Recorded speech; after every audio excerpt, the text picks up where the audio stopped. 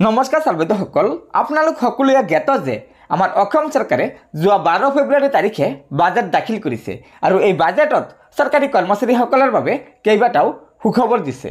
হয় সৰ্বদসকল, বলক আমি এই ভিডিঅ'টোৰ জৰিয়তে জানিলো অসম চৰকাৰে ৰাজ্য চৰকাৰী কৰ্মচাৰীসকলৰ বাবে বাজেটত কি সিদ্ধান্ত গ্ৰহণ কৰিছে।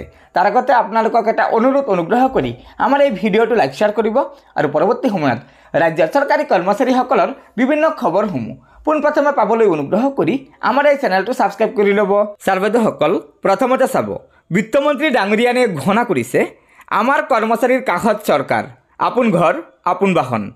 অধ্যক্ষ মহোদয় আপোন ঘৰ আঁচনিৰ অধীনত ৫,157.৪৬ কোটি টকাৰ ঋণৰ যোগান ধৰা হৈছে আৰু ৩৭,৮11গৰাকী কৰ্মচাৰী উপকৃত হৈছে। তাৰ পিছত কৈছে গৃহ ঋণৰ সুত ৰেহাইৰ বাবদ 488.76 কোটি টকা প্ৰদানেৰে আমাৰ দায়বদ্ধতা প্ৰতিষ্ঠিত কৰা হৈছে।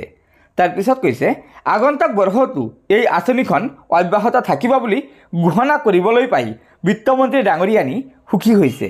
ইয়াৰ বাবে বাজেটত 110 কোটি টকা ধাৰ্য কৰিছে।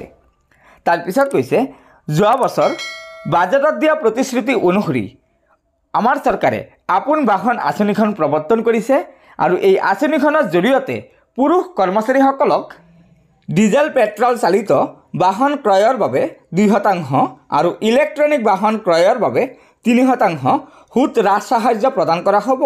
তাৰ পিছত কৈছে আনহাতে মহিলা আৰু বিশেষভাৱে সক্ষম কৰ্মচাৰীসকলে যিকোনো প্ৰকাৰৰ বাহন ক্ৰয়ৰ বাবে 3% সুত হ্ৰাস সাহায্য লাভ কৰিব।